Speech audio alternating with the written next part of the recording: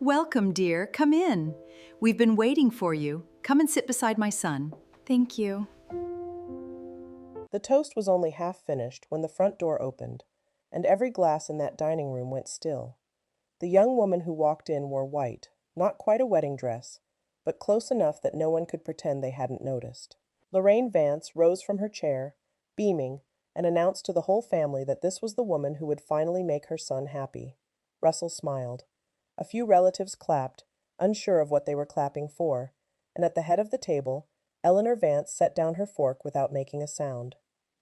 What none of them understood, not the mother who arranged it, not the husband who allowed it, not the young woman holding a bouquet she suddenly wished she hadn't accepted, was that they were sitting inside a house that belonged entirely to Eleanor.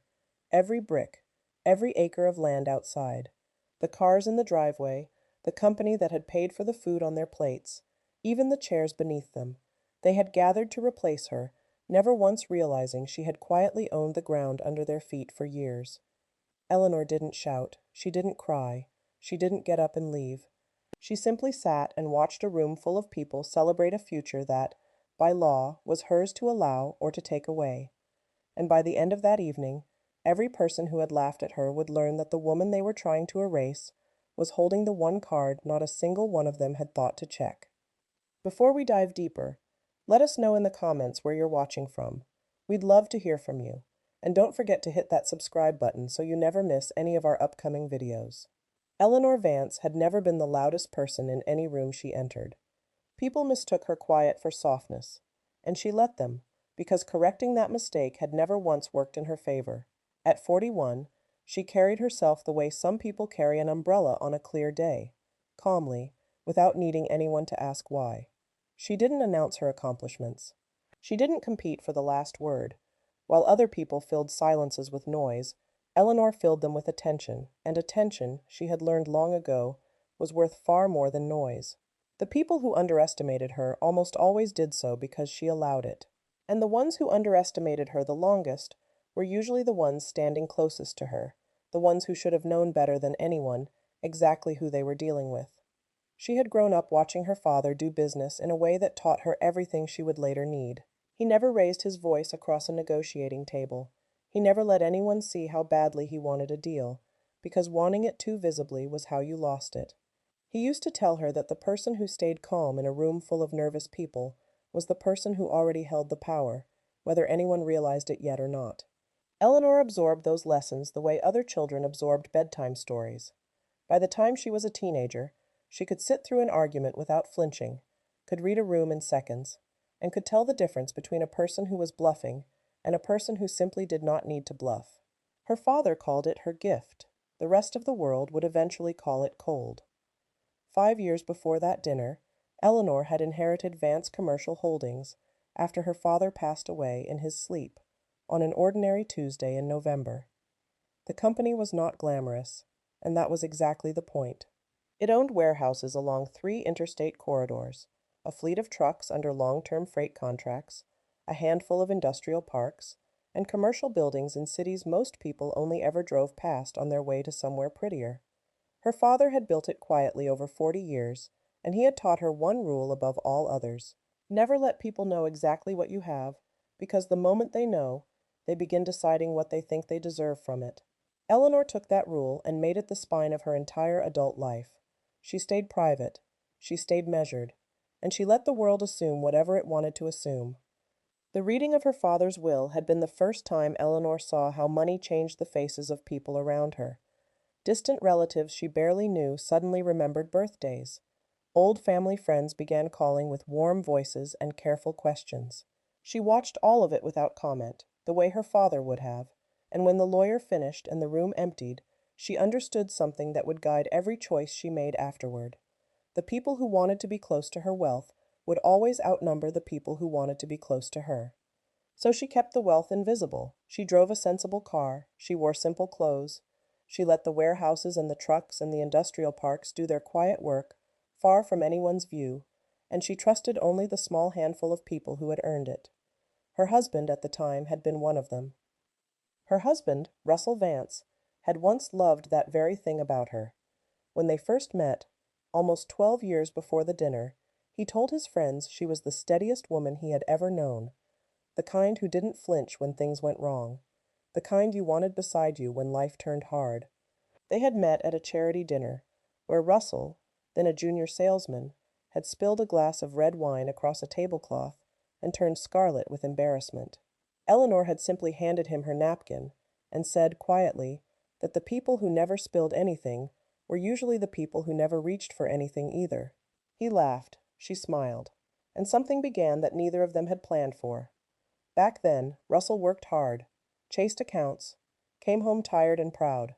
Back then, he respected her independence instead of resenting it, and the difference between those two feelings would one day become the whole story.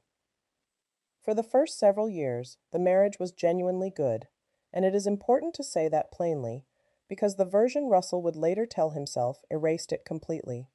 In the beginning, they cooked dinner together on Sunday nights and argued cheerfully about whose recipe was better.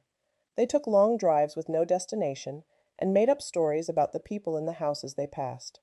When Eleanor closed a difficult deal, Russell would bring home flowers, not expensive ones, just whatever the corner market had, and she kept the dried petals of the first bouquet pressed inside a book for years. He used to tell her she worked too hard, but back then he said it gently, the way you say it to someone you want to protect, not the way he would say it later, the way you say it to someone you want to blame. They had been, by any honest measure, happy. That was what made everything afterward so difficult to understand. The change in Russell did not arrive all at once. It crept in the way water finds its way into a foundation, slowly, invisibly, doing damage long before anyone sees a crack. His career, which had once been climbing, began to flatten. A promotion he had counted on went to a younger man. A major account he had nursed for 2 years walked away to a competitor. He started coming home not tired and proud, but tired and quiet, and the flowers stopped, and the Sunday dinners became something Eleanor cooked alone while he watched television in the next room. Meanwhile, her company kept growing, steadily, almost effortlessly, and a man who had once admired her steadiness began, in some private and shameful corner of himself, to measure his own stumbling against her steady rise. He never said it out loud, but resentment does not need to be spoken to be felt, and Eleanor felt it long before she could have named it. The person who noticed that growing distance first, and who welcomed it like a long-awaited guest, was Russell's mother. Lorraine Vance believed certain things about marriage that she dressed up as tradition whenever anyone questioned her. She believed a successful man deserved a wife who orbited him completely, who laughed at his jokes, who never seemed busier than he was, who treated his moods like weather everyone else had to plan around. By that measure, Eleanor failed every test Lorraine had ever quietly set for her. Eleanor worked. Eleanor traveled for the company. Eleanor read documents at the dinner table when a deal was closing, and she did not apologize for it. To Lorraine, this was not the behavior of a devoted wife. It was an insult she chose to take personally, and she nursed that insult for years, polishing it like a stone, waiting for the moment when someone would finally agree with her about it. Lorraine had not always disliked Eleanor. In the early years she had been pleasant enough, even warm, because in those days she assumed her son was the engine of the household, and Eleanor merely a fortunate passenger. It was only as Russell faltered, and Eleanor flourished, that Lorraine's warmth curdled. She could not bear the idea that her son had married a woman who outshone him, because in Lorraine's private accounting, a son's wife was supposed to reflect glory back onto the family, not generate her own. The more impressive Eleanor became, the more Lorraine needed to find her lacking. She decided Eleanor was cold. She decided Eleanor was selfish. She decided, with the certainty of someone who has stopped looking at evidence, that Eleanor was the reason her son seemed so unhappy, and once she decided that, every silence and every late meeting became proof of a case she had already closed. Lorraine's visits always followed the same pattern, and Eleanor had long since memorized every step of it. Lorraine would arrive warmly, compliment the house she did not know was entirely Eleanor's, and then begin the slow work of finding fault. "You work too much," she would say. "You don't smile the way you used to. A man needs to feel like the center of his own home, Eleanor." At first Eleanor answered politely, "The way you answer a guest." Then she answered briefly, "The way you answer a nuisance." Then she stopped answering at all, simply nodding and returning to whatever she had been doing. and that silence drove Lorraine to a kind of quiet fury she could never quite put into words. Because Lorraine wanted reactions. She wanted arguments she could win, tears she could comfort, scenes she could later describe to her friends. Eleanor gave her none of it, and an opponent who refuses to fight is the most maddening opponent of all. One Sunday afternoon, the two women sat alone in the sitting room, while Russell ran an errand, and Lorraine decided she had been patient long enough. She watched Eleanor review something on her tablet for nearly 10 minutes before she finally spoke. "You know," she said, "a man can only feel ignored for so long before he starts looking elsewhere." Eleanor lifted her eyes slowly from the screen. "Is that a warning or a wish, Lorraine?" she asked. The older woman's face tightened. "I'm only saying what a mother sees," she replied. "And I'm only hearing what a mother hopes," Eleanor answered, and returned to her tablet. Lorraine sat there, color rising in her cheeks, certain she had been insulted and entirely unable to prove it. That evening she told Russell his wife had been cold to her again, and Russell, tired and unwilling to argue, simply said nothing. Silence, he was learning, was easier than honesty. A few months later, Russell met Tara Quinn at a regional business luncheon where his firm had a table near the back, the kind of table that tells you exactly how a company sees you. Tara was 29, worked in corporate event planning, and had the bright, agreeable energy that made tired men feel young again. She laughed easily. She listened with her whole face. She asked Russell questions about himself and seemed genuinely delighted by the answers. And for a man who had spent 2 years feeling overlooked at work and outshone at home, that delight was a drug he had not known he was starving for. She made him feel, for the first time in a long while, like the most interesting person in the room. He went home that night and lay awake beside his sleeping wife, replaying the conversation, telling himself it had been nothing, knowing already that it had been the beginning of something he would not stop. What Russell did not tell Tara, and what she had no way of knowing, was that almost everything he said about his life was carefully edited before it ever reached her. According to Russell, his marriage was already over in every way that mattered. According to Russell, he and Eleanor lived as polite strangers who shared an address and nothing else. According to Russell, a divorce was simply a matter of choosing the right moment so as not to hurt anyone unnecessarily. Tara believed every word, because she had no reason yet not to, and because the man telling her these things seemed so sad about them, so reluctant, so decent. He never described himself as a man having an affair. He described himself as a man finally being honest after years of quiet suffering, and the difference between those two descriptions was the entire foundation on which Tara built her feelings. It was a foundation made of fog. Their relationship moved the way these things move, from the luncheon to coffee, from coffee to dinner, from dinner to long phone calls Russell took in his car in the driveway, with the engine running so the radio would cover his voice. He told himself it wasn't truly betrayal, because the marriage was finished anyway, a comforting story he repeated to himself so often that he half believed it before he was done shaving each morning. He showed Tara photographs on his phone, the house on the hill, the cars, the comfortable rooms, and he never lied directly about who owned them. He simply spoke as though it were obvious, and in the silences he left open, Tara filled in the picture any reasonable person would have filled in. She assumed the successful-looking man across the table owned the success she could see in his photographs. It was a fair assumption. It was also, as she would learn, completely and expensively wrong.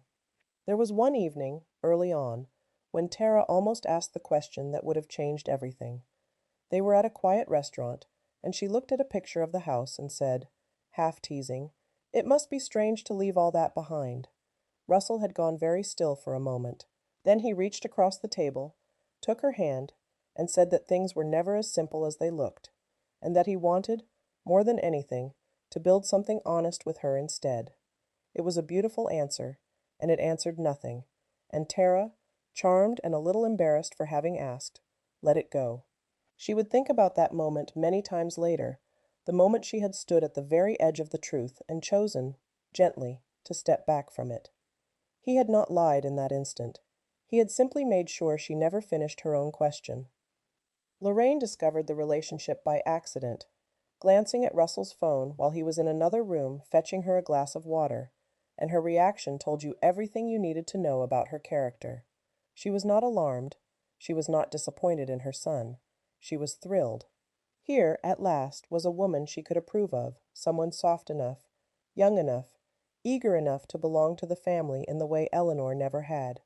When Russell returned with the water, his mother set down the phone, smiled at him with a warmth he had not seen in years, and said only, "She seems lovely."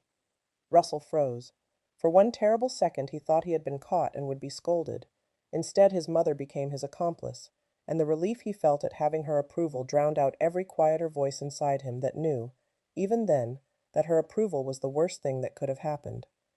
Within weeks, Lorraine had appointed herself the relationship's quiet champion, and quiet was not a word that suited Lorraine for long.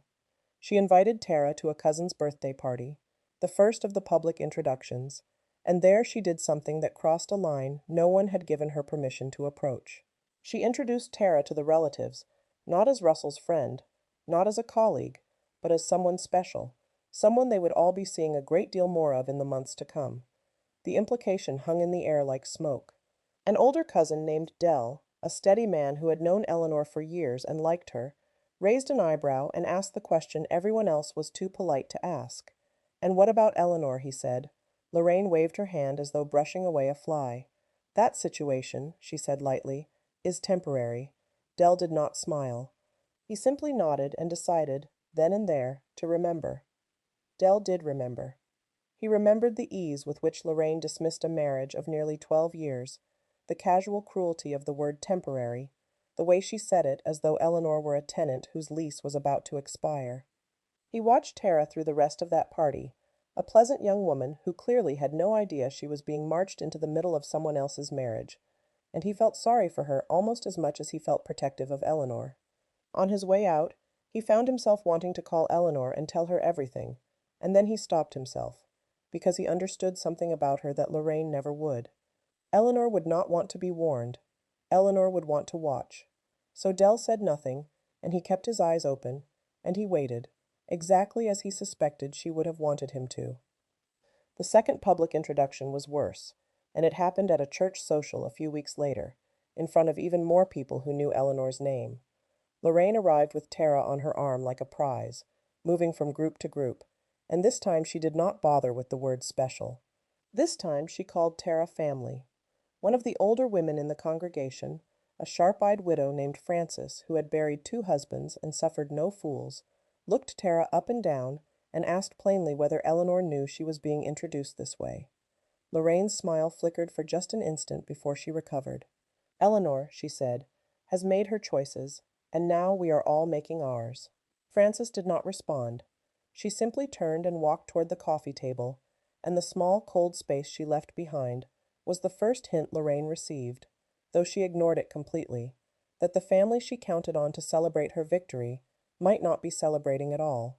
While Lorraine rearranged everyone's expectations at backyard gatherings and church socials, the woman at the center of those expectations went about her life without the slightest visible disturbance.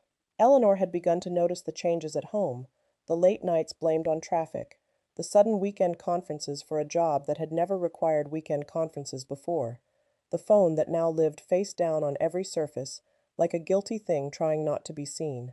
She was not foolish. She understood, with the same clarity she brought to a balance sheet, exactly what those signs meant. But understanding a thing and chasing after it are 2 very different choices, and Eleanor had never once in her life been a woman who chased. She did not search his pockets. She did not check his messages. She simply watched, the way she watched everything, and she let the picture assemble itself one quiet piece at a time. One night, Russell came home well past midnight and found Eleanor still awake in the library, a book open in her lap, and a single lamp throwing soft gold light across the shelves. He froze in the doorway like a boy caught sneaking in. "You're still up," he said. Eleanor turned a page. "You could have gone to bed," he added, almost hopefully, as though her being asleep would have absolved him of something. "I could have," she agreed, and said nothing more. The silence stretched until it became its own kind of pressure, and Russell, like all people carrying guilt, mistook her calm for an accusation he was required to answer. "I was with the regional team," he offered, unprompted. The merger paperwork ran long. Eleanor nodded once. She did not ask which regional team, or which merger, or why the merger had left the faint trace of a perfume she did not own on the collar of his shirt. She simply turned another page. What gnawed at Russell in the dark, what he could not understand no matter how he turned it over, was why she would not fight. He had braced himself for accusations, and received none. He had rehearsed excuses no one demanded. A part of him, a part he was not proud of, almost wanted her to rage at him, because her rage would have made him the victim and given him permission to leave with a clear conscience. Instead, her composure became a mirror, and he did not like what it showed him in the lamplight. A man growing smaller, while the woman beside him stayed exactly her size. So he did what weak men so often do when faced with their own reflection.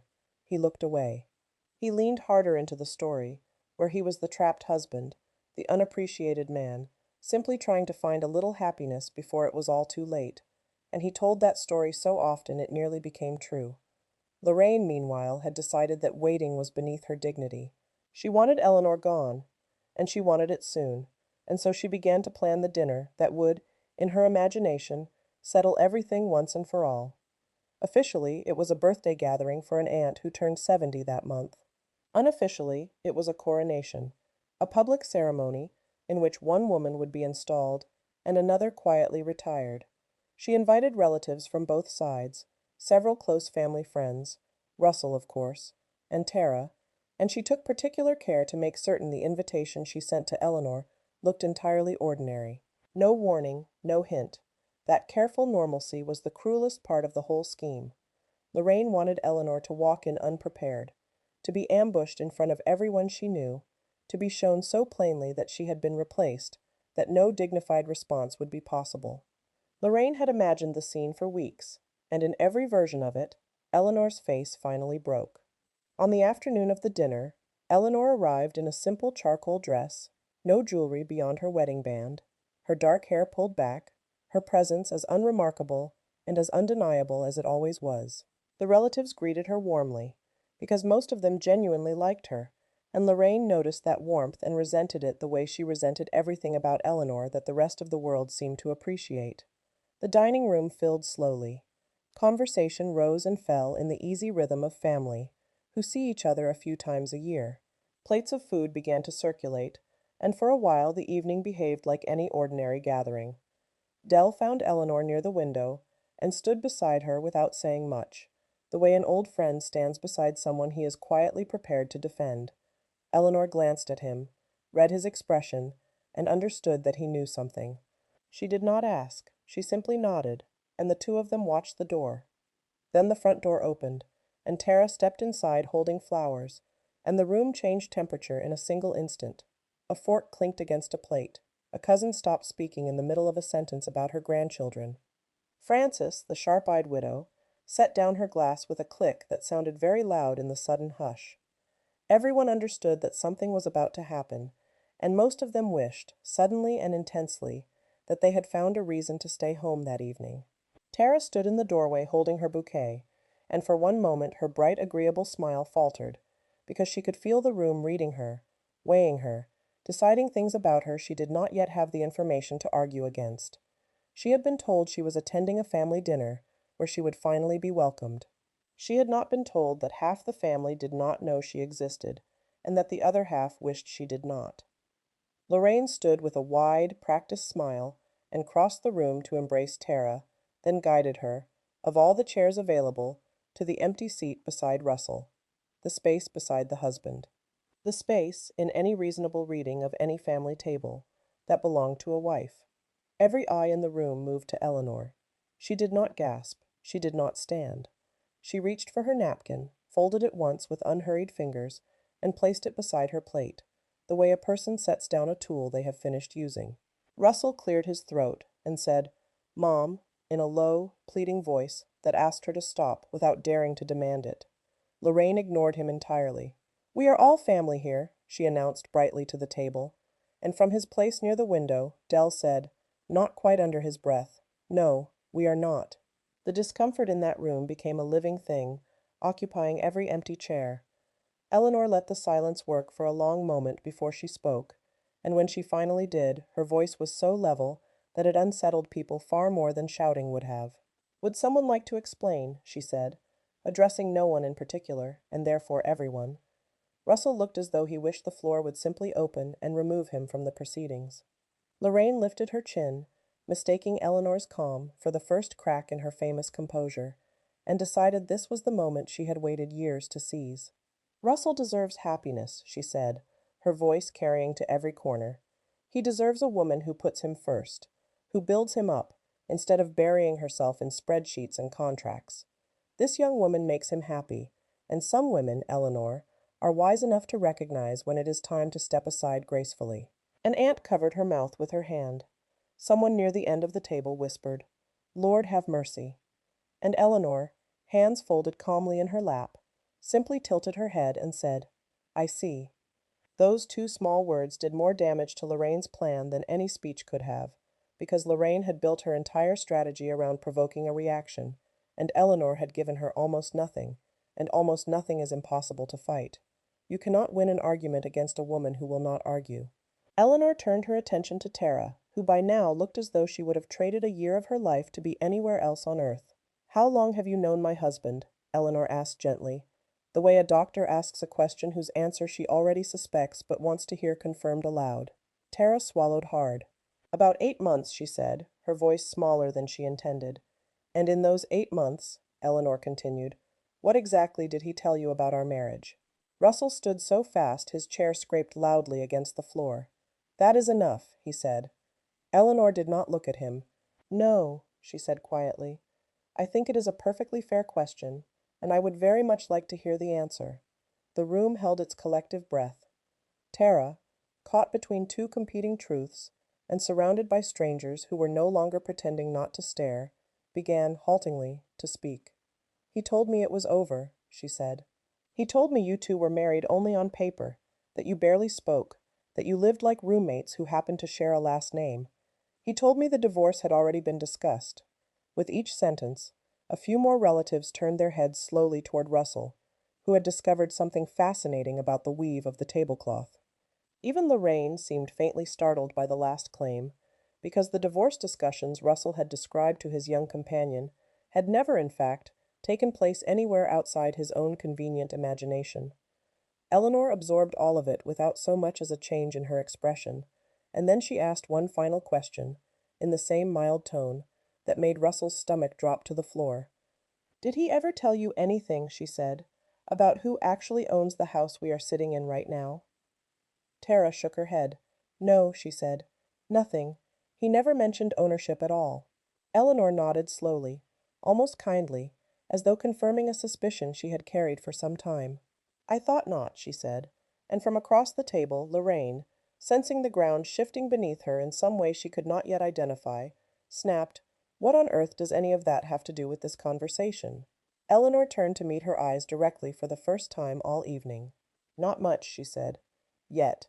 It was that single word, "yet," that planted the first true seed of doubt in Lorraine's certainty. She did not understand the word, but she felt it land, the way you feel a drop in air pressure before a storm you cannot yet see on the horizon. Eleanor, however, did not press her advantage. Instead, she did something that no one in that room had prepared for. She sat back down, picked up her water glass, took a small sip, and let the dinner simply continue. Conversations restarted in awkward fits. Forced laughter rose and died, plates moved from hand to hand, and food was eaten that no one tasted, but the evening never recovered its footing, and Eleanor spent the remainder of it doing precisely what she did best. She watched, she listened, she said almost nothing, and she learned a great deal, because people reveal an enormous amount about themselves when they believe they have already won.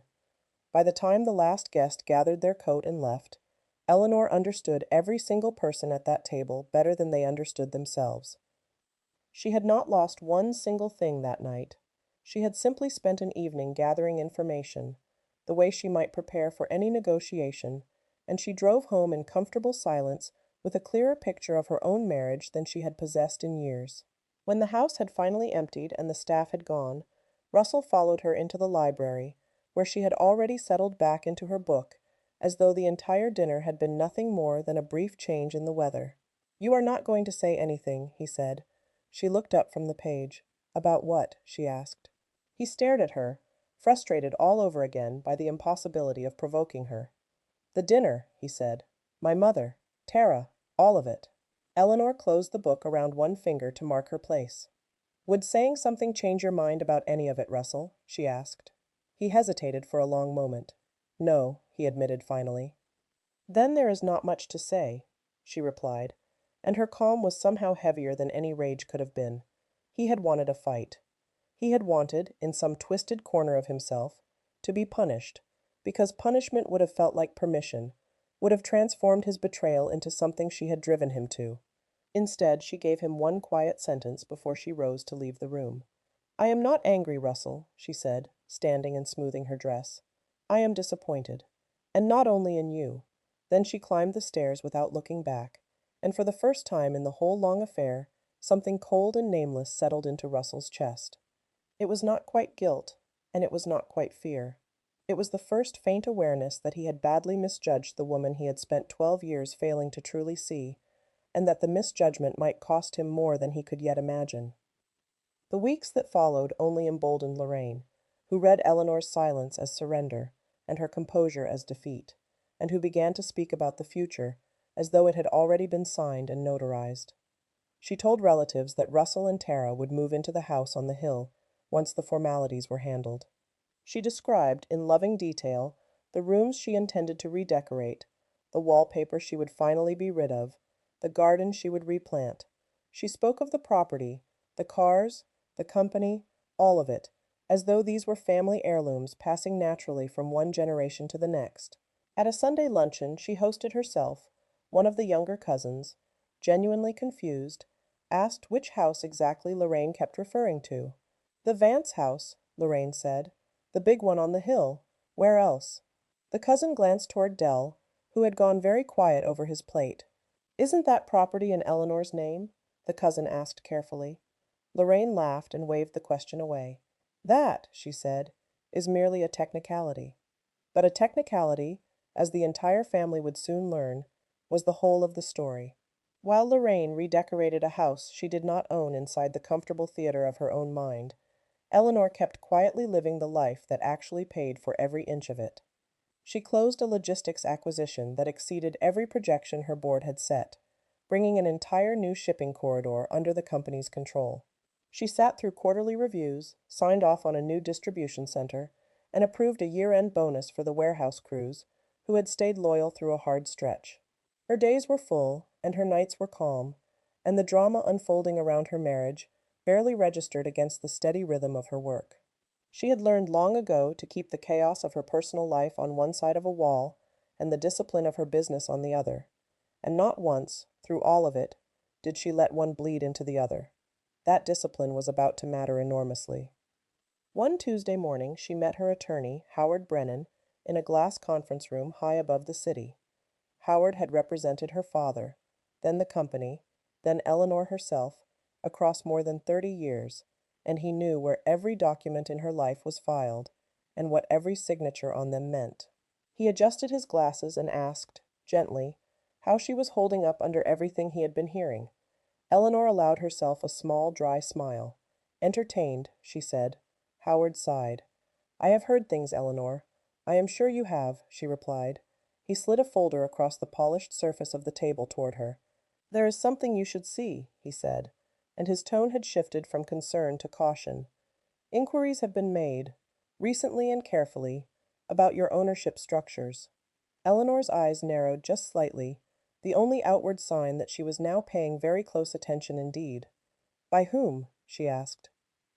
Howard tapped the closed folder with one finger. Someone representing your husband, he said. A firm, acting on his behalf, requested detailed information regarding what they described as marital assets. The house, the holdings, the investment accounts, the company itself. Eleanor opened the folder, read its contents without hurry, and closed it again with the same unhurried care. Then she laughed, softly, a rare sound that Howard had heard perhaps a handful of times in 3 decades. That, she said, is going to be a very expensive education for him. Howard leaned back in his chair and studied her. So you knew this was coming, he said. I have known for months, she answered. I simply wanted to see how far they would carry the assumption before any of them bothered to verify a single fact. Keep watching it, Howard. Do not interfere. Let them finish building the entire house before they discover there was never any foundation underneath it. What Eleanor understood, and what Russell never grasped until it was far too late, was the difference between being patient and being passive. Passive people avoid action because they are afraid of it, because conflict frightens them, and they would rather suffer quietly than risk a confrontation. Patient people delay action deliberately because they are waiting for the precise moment when that action will carry the most weight. Russell had mistaken her stillness for fear, the same error his mother made, the same error Tara had unknowingly inherited from a man who lied with silences. None of the three of them realized that every brag Lorraine made at a luncheon, every assumption Russell repeated to his attorney, every redecorating fantasy whispered over coffee, was being noted and filed away in the steady ledger of Eleanor's mind. She was not plotting revenge. She kept telling herself this, and she meant it. She wanted closure, not destruction. But closure would require letting the truth arrive entirely on its own schedule. And the truth, as it happened, was about to walk into a law office and sit down across a desk from a man who was in no way prepared to receive it. That man was Russell, and the office belonged to his own attorney, a brisk and careful lawyer named Carl Hutchins, hired to estimate what Russell could reasonably expect to walk away with from a divorce. Russell arrived feeling confident, even a little righteous. He spoke of the house, the company, the accounts, all of it in the comfortable plural of a man who assumed he owned half of everything his eyes had grown used to seeing. Carl listened, took notes, then opened a folder, and another, and a third, and the longer he read, the more his expression cooled into something professional and grave. Finally, he set down his pen and looked up. "Mr. Vance," he said, "I need to ask you a direct question, and I need you to answer it honestly. Whose name is actually on the deed to your house?" Russell blinked, caught off guard. "Ours," he said, as though it were the most obvious thing in the world.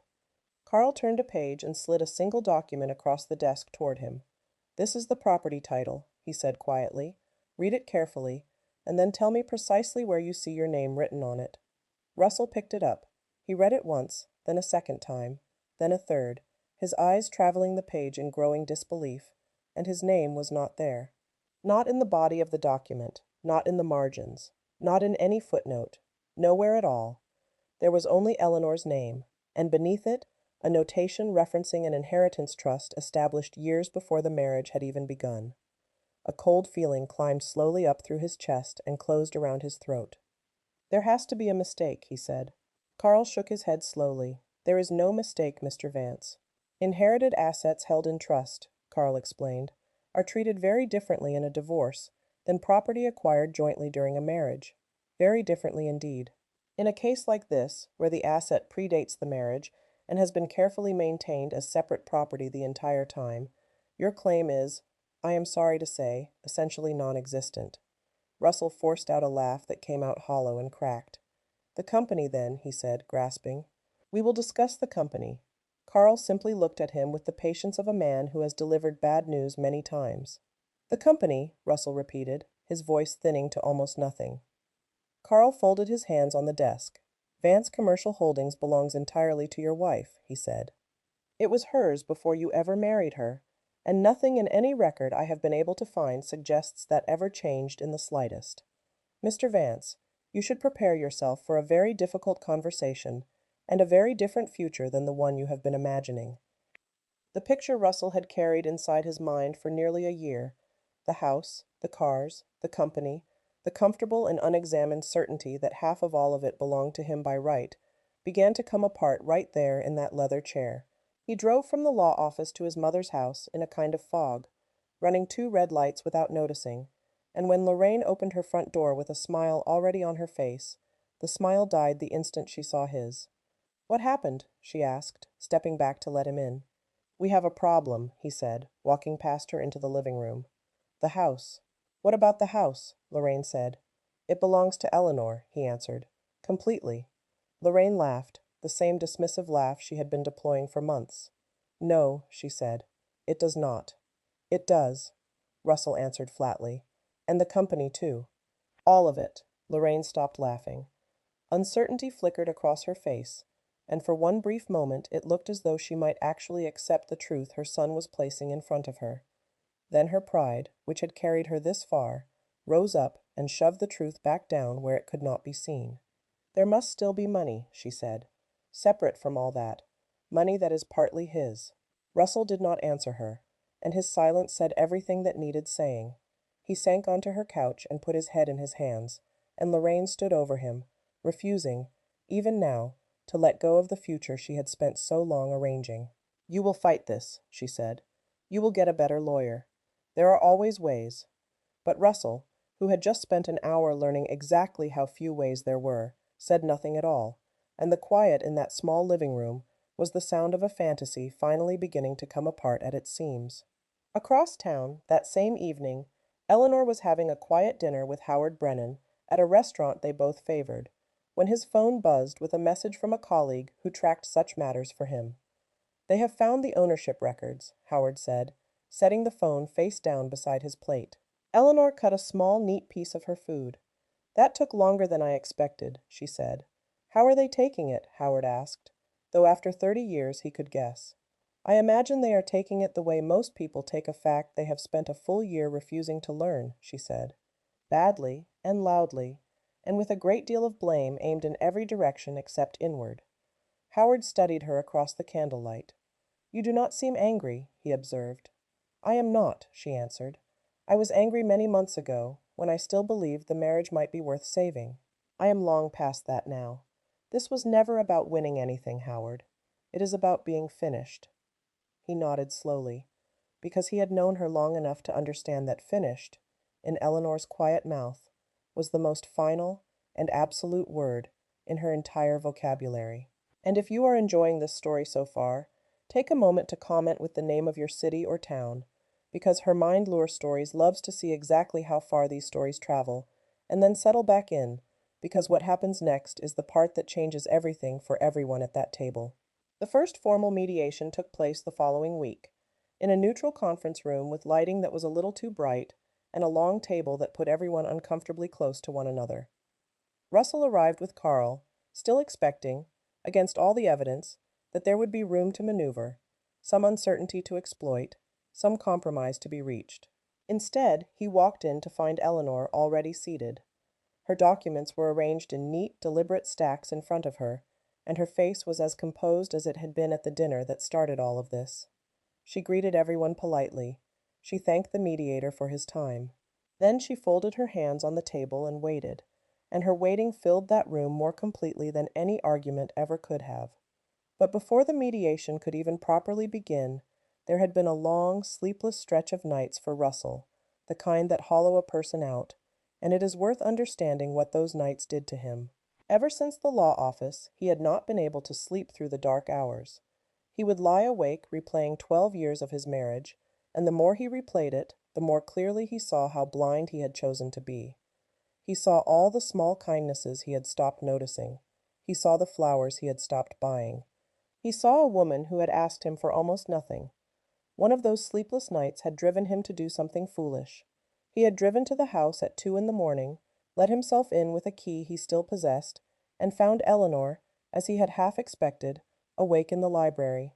He had stood in the doorway, exhausted and unshaven, and tried to find the words for an apology that he did not fully understand himself. Eleanor had simply looked at him over the top of her book. "You should not be here, Russell," she had said, not unkindly, just plainly. "I needed to talk to you," he had said. "About what?" she had asked. And he had stood there, mouth open, realizing that he had no idea what he wanted to say, that he had come for something she could not give him, which was relief from a guilt that was entirely his own to carry. He had left without another word, and the failure of that midnight visit haunted him almost as much as the mediation that followed. The mediator began the official session with introductions and procedures, the dull and necessary machinery of separating two lives that had once been joined.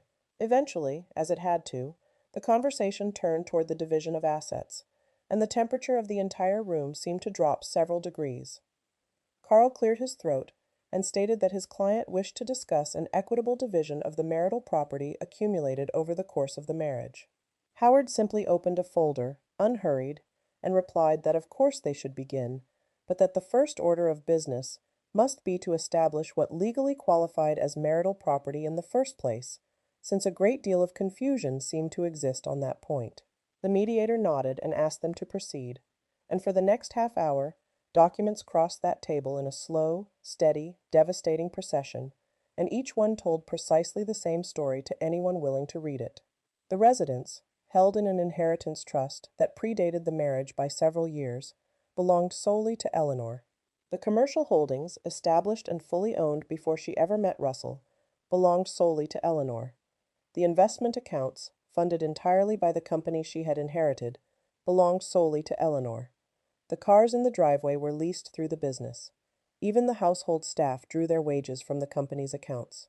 Page after page after page, the mediator looked up and confirmed the same single word, correct, correct, correct, and each repetition of that word closed another door in Russell's mind, until there were no doors left at all.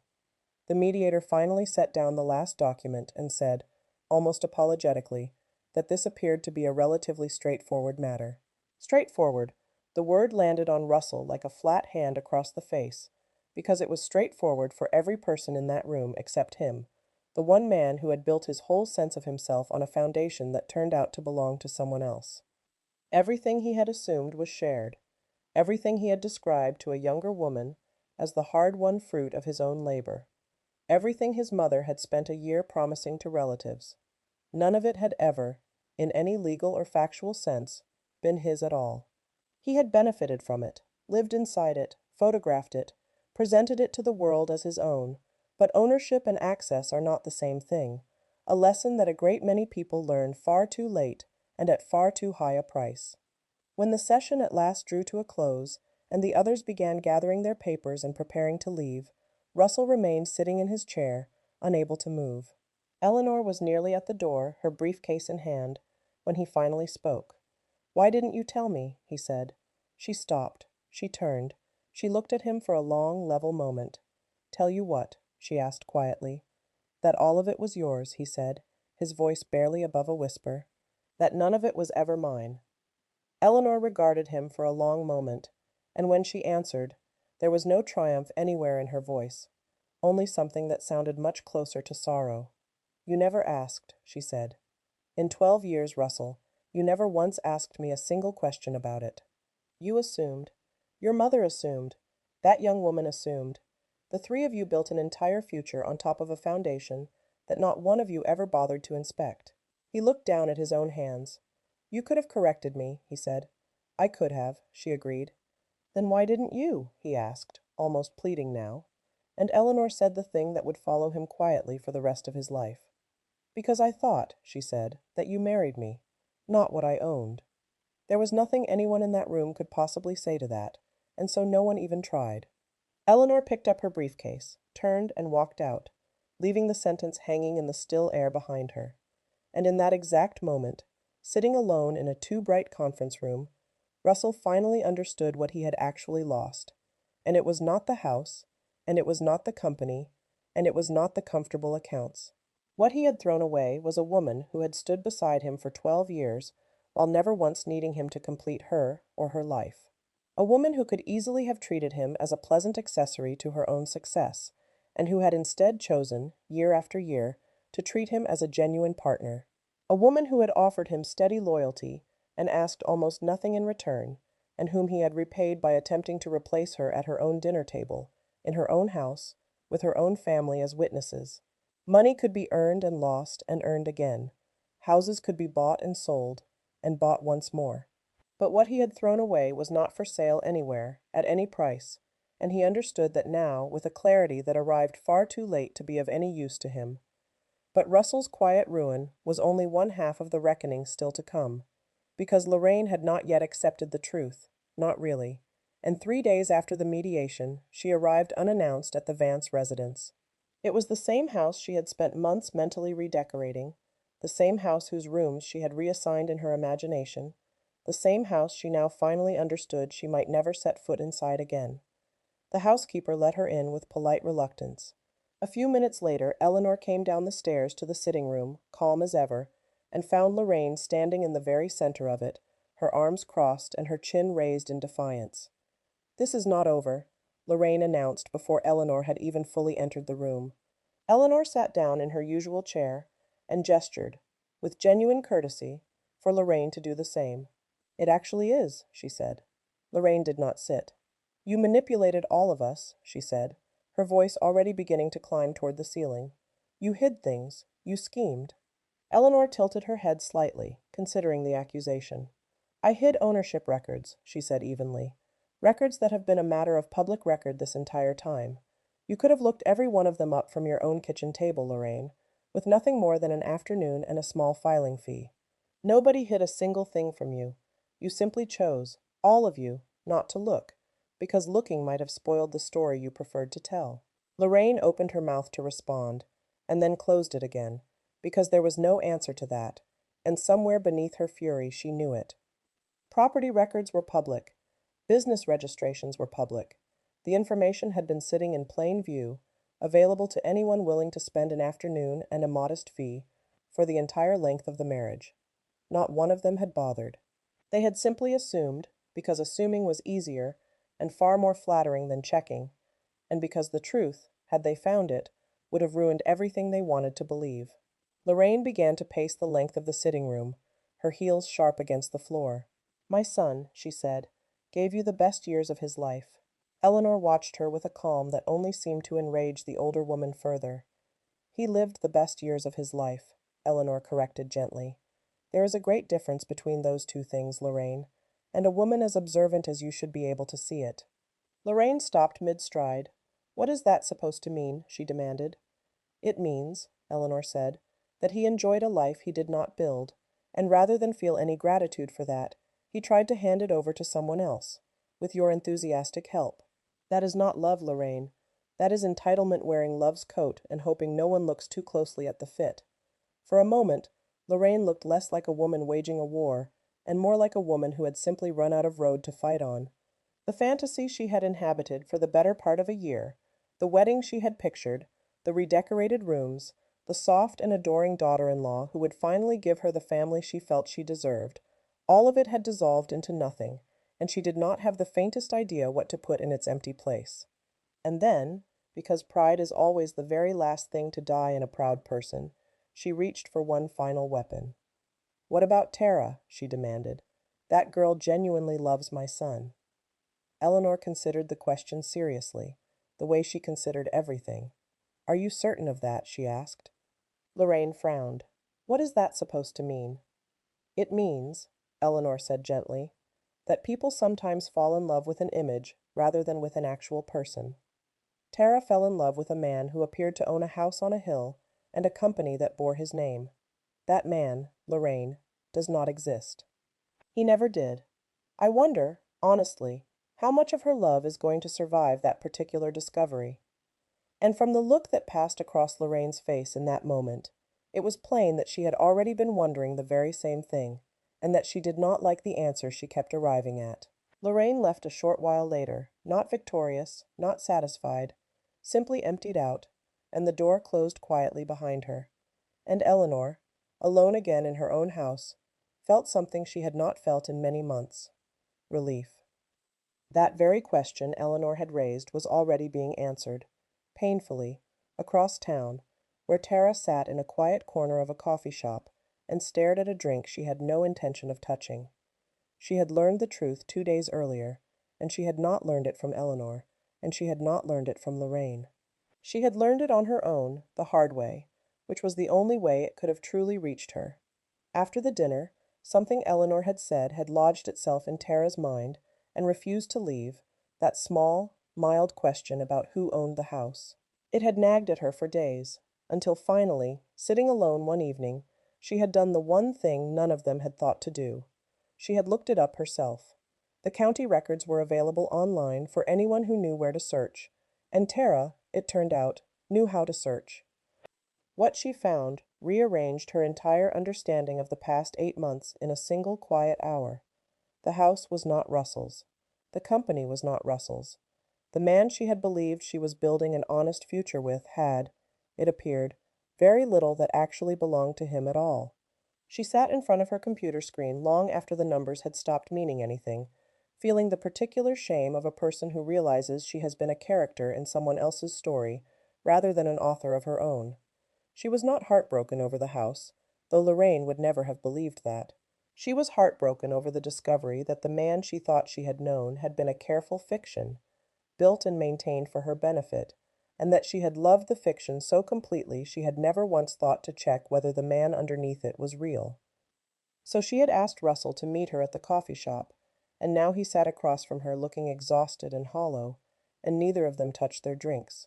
For a long while neither spoke at all, and then Tara asked the only question that still mattered to her. "Why?" she said. "Why did you lie to me?" Russell looked away toward the window. "It was not a lie, exactly," he began, and Tara let out a short, bitter laugh that surprised them both. "You told me the house was yours," she said. "You told me the company was yours. You told me your marriage was finished." Which part of all that, Russell, was not a lie? He had no answer, and his silence answered for him, the way it always had, the way it had answered Eleanor in the library at midnight, the way it had answered everyone who had ever needed something true from him. "I cared about you," Russell said finally, weakly, the words sounding thin even to himself.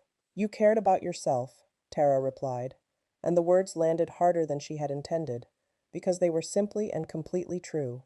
For 8 months he had constructed a version of reality that flattered him, a story in which he was the long-suffering, unappreciated husband who only wanted a small measure of happiness before life passed him by, and he had sold that story, with great skill, to two women who had both deserved far better than to be supporting players in it. Now both of them could finally see the man underneath the performance, and neither of them liked what she saw there. Tara stood, gathering her purse from the back of her chair, and there were tears standing in her eyes, though not for the reasons Lorraine would ever have guessed. She was not crying over a house she would never live in. She was crying over the discovery that the person she thought she had loved had never genuinely existed in the first place. "What happens now?" she asked him, though she already suspected the answer. Russell had none to give her. "That," she said quietly, looking down at him, "is exactly what I thought."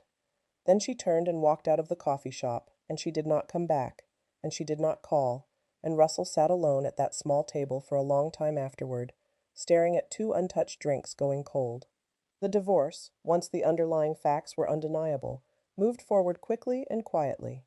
There were no dramatic confrontations in a courtroom, no last-minute documents pulled from a drawer, no clever legal reversals of the kind people imagine when they picture such things.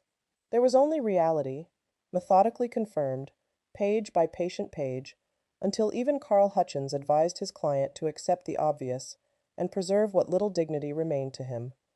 Eleanor was generous in ways the law did not require her to be, which surprised no one who actually knew her. She let Russell keep his car outright. She did not contest his modest personal savings, the small accounts that were genuinely his. She asked for nothing at all of his, because there was nothing of his that she wanted. Within a few months he had moved out of the house on the hill and into a small, ordinary apartment on the other side of town, the kind of place a man of his actual means could comfortably afford, and for the first time in over a decade he was living entirely within what he himself had earned, rather than within what he had married. The adjustment was difficult in ways he had not anticipated, the smallness of the rooms, the thinness of the walls, but the hardest part, by far, was the silence of that apartment late at night, the silence that left him alone with the steady company of his own choices. Lorraine, in the only currency that had ever truly mattered to her, fared even worse than her son.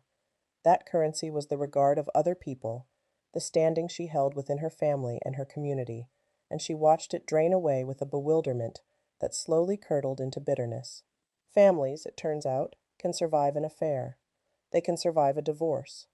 What they struggle to forgive is arrogance, and Lorraine had spent the better part of a year publicly celebrating a downfall that never arrived, redecorating houses that were never hers, and dismissing a woman that most of the relatives genuinely respected and liked. People remembered all of it. At a family barbecue some weeks after the divorce was finalized, Lorraine began to notice the small, unmistakable signs. Conversations softened and changed direction when she approached a group. Invitations that had once come automatically now did not come at all. Cousins who had once sought her company found gentle reasons to drift toward the other side of the yard. It was not cruelty, exactly, on the part of the family. It was simply the natural and quiet cooling of people toward someone who had shown them a side of herself they could no longer pretend they had not seen. Frances, the sharp-eyed widow from the church social, made a point of being perfectly polite to Lorraine, and not 1 degree warmer than that, and somehow that careful, measured politeness stung worse than open hostility would have. For the first time in her life, Lorraine began, faintly, to understand how Eleanor must have felt that night at the dinner, standing alone in a room full of people who had already decided her fate without her. The understanding gave Lorraine no comfort whatsoever. She had wanted, more than anything, to be the woman who delivered a humbling. She had become, instead, the woman who received one, and there was no one left who wished to hear her complain about the unfairness of it. As for Eleanor, her life in the aftermath grew steadily quieter, which was precisely and exactly what she had wanted from the beginning. She poured herself into the work, and the work, as it reliably did, rewarded her for it. The logistics acquisition outperformed even her own careful projections. A new distribution contract added a full corridor to the company's network. The board, which had watched her steady the company through her father's sudden death and then through the private storm of her marriage, without ever letting one disturb the other, came to trust her judgment completely and without reservation. None of this prosperity happened because the universe was paying her back for what she had endured. It happened because she was extraordinarily good at what she did, and because she had never once allowed the chaos of her home to reach across the wall and touch the discipline of her business. People love to imagine that success is the universe quietly settling an old score. More often, success is simply the unglamorous result of competence, applied steadily over a long stretch of time, and Eleanor was nothing in this world if not steady. The woman they had all tried so hard to erase had never needed erasing in the first place. She had only ever needed to be left alone to do what she did, and now, at last, she was. About a year after the divorce was finalized, Eleanor attended an industry conference in another city, one of those large gatherings where executives and investors trade ideas over weak coffee and firm handshakes in carpeted ballrooms. During an evening reception, a woman approached her through the crowd, and it took Eleanor a moment to recognize Tara Quinn, dressed simply now, carrying herself differently than she had at that long-ago dinner, looking older in a way that had nothing at all to do with the passage of a single year. For a heartbeat the two of them stood frozen, neither certain of the rules for a moment like this one. Then Tara said, "Hello, Eleanor," in a quiet and careful voice, and Eleanor returned the greeting just as quietly, and the two women drifted, almost without deciding to, toward a calmer corner away from the noise of the reception. What happened next surprised them both. They talked, not as rivals and not as enemies, but as two grown women who had survived the same man's poor decisions and somehow come out the other side of them more or less intact. Tara, it emerged, had left the city for a while in the aftermath, had taken a new job in a new place, had quietly rebuilt a life that belonged entirely to her this time. She looked, if anything, lighter than she had that afternoon in the coffee shop, as though she had set down a weight somewhere along the way and decided not to pick it back up. They spoke easily, the way people can sometimes speak only with those who understand exactly what they have been through. After a few minutes, Tara lowered her eyes and said, "I owe you an apology." Eleanor began to wave it away, the way she waved away most things, but Tara shook her head firmly. "No," she said. "I need to say it out loud. I believed things I should have questioned. I let myself be told a story simply because the story was flattering and easy to believe, and I never once did the small, obvious work of checking whether any of it was true. I am genuinely sorry, Eleanor." Eleanor was quiet for a moment, considering, and then she said something Tara would carry with her for a very long time afterward. "We all make our decisions," she said, using the information that we are given. "You were handed a false picture by a man who was very, very good at painting one. The blame for that belongs to him, Tara, not to you. You were not the architect of that lie. You were only one more person it was told to." For the first time in the entire conversation, Tara smiled, and it was not the bright, eager, anxious smile she had worn at that fateful dinner so long ago. It was a real one, the unguarded smile of a person finally setting down a heavy thing she had been carrying far longer than she ever should have. The two women parted on genuinely good terms a little while later, and neither of them carried any resentment away from that corner of the ballroom, because there was no longer anything left between them to resent. The man who had stood at the center of both their lives had quietly become a small figure in each, a cautionary memory rather than a wound. They never became friends exactly, but they had given each other something rarer and more useful than friendship. They had given each other the truth, plainly, and then let each other go free of it. Years later, relatives would still talk about the dinner, the one where a family had tried to introduce a replacement wife, the one where they had believed with such total certainty that they controlled a future that was never theirs to control, the one where they were all so sure that Eleanor had already quietly lost. But the thing they remembered most, in the end, was not the scandal, and it was not the affair, and it was not even the divorce that followed. The thing they remembered, the thing that became almost a kind of family legend, told to younger members as a warning, was Eleanor's composure. While every other person in that room had been loud and reactive and absolutely certain of things they did not actually know, she had stayed perfectly still. She had not screamed, she had not begged, she had not competed for the approval of people who had already decided, long before she arrived, to withhold it from her entirely. She had simply allowed the truth to arrive in its own time, on its own schedule, and when it finally did arrive, it spoke far more clearly and far more devastatingly than she ever could have on her own behalf. That, in the end, was the real lesson the entire family was forced to learn, though most of them learned it the hard way, which is the only way some lessons ever truly take hold. Because here is the truth that sits at the very center of this story, the one genuinely worth carrying away from it.